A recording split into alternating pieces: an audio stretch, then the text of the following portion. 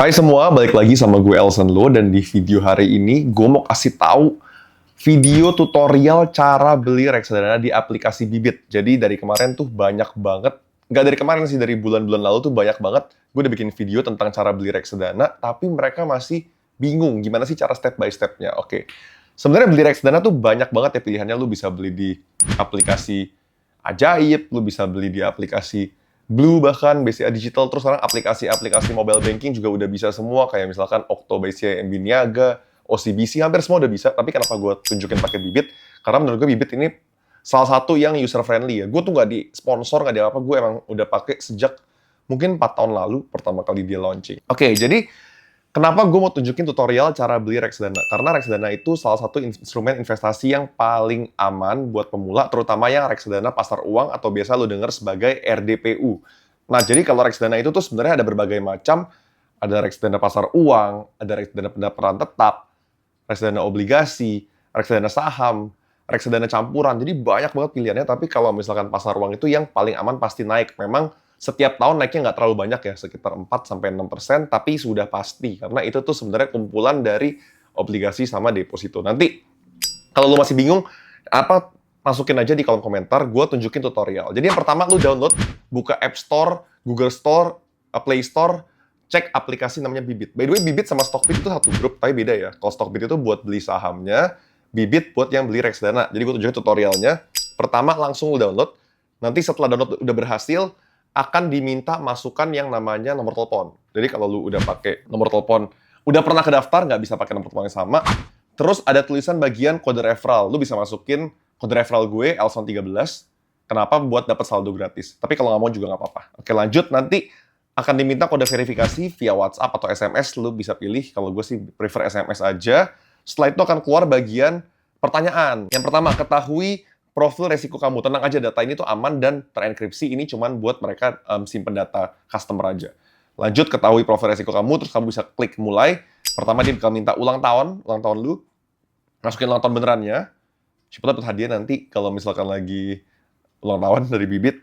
Terus ditanya, sudah menikah atau tanggungan keluarga? Jawab aja. Misalkan belum, masih single, atau sudah menikah, belum punya tanggungan. Nah, ditanya berapa pendapatan bulanan dalam rumah tangga kamu, ya masukin aja lah, kira-kira, nggak usah persis. Nggak ada efeknya nanti kok setelah aplikasi terdownload. Ini mungkin gue tulis aja 3 juta ya, 3 juta. Terus total kekayaan kamu ini juga ya buat catatan mereka doang, nggak usah persis banget. Masukinnya misalkan lu punya duit 20 juta, masukin aja. Nggak ada efek kok. Yang penting nanti cara belinya kan. Ini semua hanya formalitas untuk mendaftar. Ditanya lagi, apa yang lebih kamu utamakan dalam berinvestasi? Ada maksimalkan keuntungan, menghindari kerugian, keduanya sama penting. Kalau gue sih, paling penting itu keduanya sama penting. Lanjut. Jika nilai investasi kamu turun 15% dalam sebulan, dengan keadaan pasar yang tidak menentu, apa yang akan kamu lakukan? Jual semua, jual sebagian, simpan semua. Kalau gue sih, beli lagi. Asal investasi yang kita tahu. Jadi ini semua tuh basically hanya pertanyaan-pertanyaan untuk membantu mereka tahu, lu itu seperti apa sih? Lu investor yang seperti apa? Nah, nanti setelah itu akan keluar tuh profil risiko lu. Apakah agresif, atau konservatif, nanti mereka akan kasih rekomendasi. Kalau lu agresif, berarti harus reksadana saham semua, 50% lebih. Reksadana yang aman-aman, pasar uang obligasi sedikit aja. Tapi kalau misalkan lu dari kuesioner tadi jawabannya konservatif, berarti lu akan disarankan rekomendasi sama aplikasi Bibit, sama robotnya, untuk mayoritas beli di pasar uang, karena lebih cenderung nggak fluktuatif. Lanjut, bisa simulasikan investasimu juga loh. Jadi misalkan, lu masukin 10 juta, kalau misalkan taruh di reksadana pasar uang, 10 tahun lagi jadi berapa, itu bisa juga. Nanti keluar tuh simulasi-simulasinya. Jadi ini semua tuh hanya kuesioner, jadi lu nggak usah pusing jawabnya. Banyak orang tuh udah stres dulu jawabin pertanyaan ini, nggak usah stres. Jawab sembarangan pun nggak apa-apa, karena yang penting nanti cara pembeliannya. Oke, setelah itu bisa klik lanjut registrasi.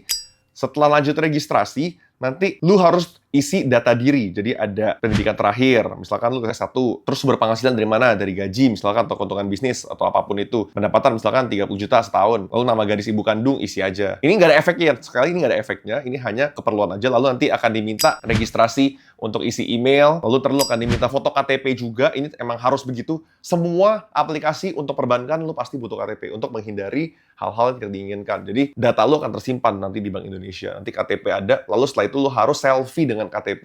Ini juga syarat yang harus lah supaya mencegah fraud. Kalau enggak nanti KTP lu dicuri, Orang daftar akun pakai KTP lu kan repot. Makanya kenapa kalau mau investasi reksadana harus pakai minimum usia tuh 17 tahun, karena perlu pakai KTP ini. Banyak orang pakai KTP orang tuanya, pinjam atau apapun itu, tapi nanti pas pencairan nggak bisa ke rekeningnya lagi. Soalnya kalau lu daftar pakai KTP nama lu, nanti pas mau pencairan dana pun, penciptaan rekening RDN pun, semua itu pakai rekening atas nama lu, nggak boleh rekening atas nama orang lain.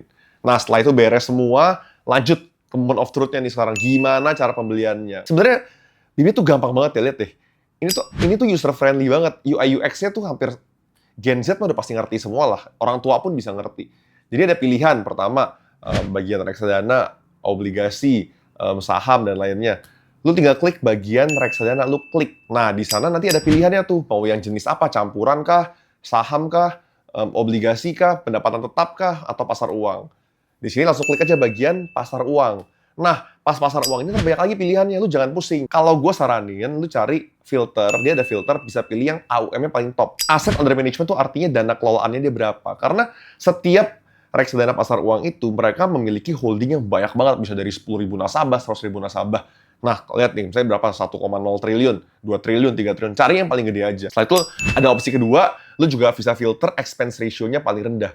Expense ratio-nya tuh apa sih artinya? Artinya, perusahaan itu tuh seberapa efisien sih mengelola dana lu. Makanya biasanya kalau expense ratio-nya makin kecil, kemungkinan besar lu untung dari instrumen tersebut lebih tinggi lagi. Tapi memang kalau RDPU ya udah stuck lah 4-6%, karena dia kan low risk, isinya tuh hanya obligasi-obligasi sama deposito yang, ya deposito bank, terus obligasi juga jangka pendek. Nah, setelah itu, lu tinggal klik. Misalkan mau beli Sukor Invest Money Market Fund. Contoh ya, ini bukan sarana membeli, lu harus do your own research.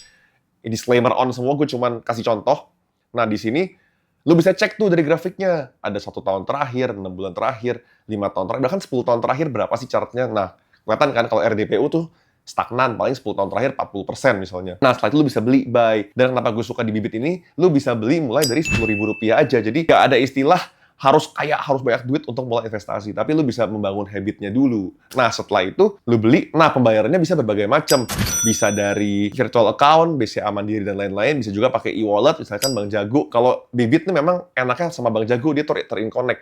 Jadi kalau kita isi saldo di Bank Jago, bisa langsung top up di Bibit. Atau paling basic juga bisa transfer ke RDN. Nih, misalkan ada RDN BCA. Jadi RDN itu rekening dana nasabah yang setiap orang yang mau investasi pasti akan dibuatkan. Jadi kayak rekening baru, kayak lu rekening BCA-nya misalkan 1, 2, 3, 4, 5, 6. Ntar RDN tuh sama, rekening baru juga. Nah, kalau lu mau top up juga bisa transfer dari rekening BCA lu ke RDN lu tersebut. Itu juga bisa top up saldo namanya. Jadi nanti udah standby terus buat dipakai di Bibit maupun di Stockbit. Nah, setelah itu lu tinggal press buy.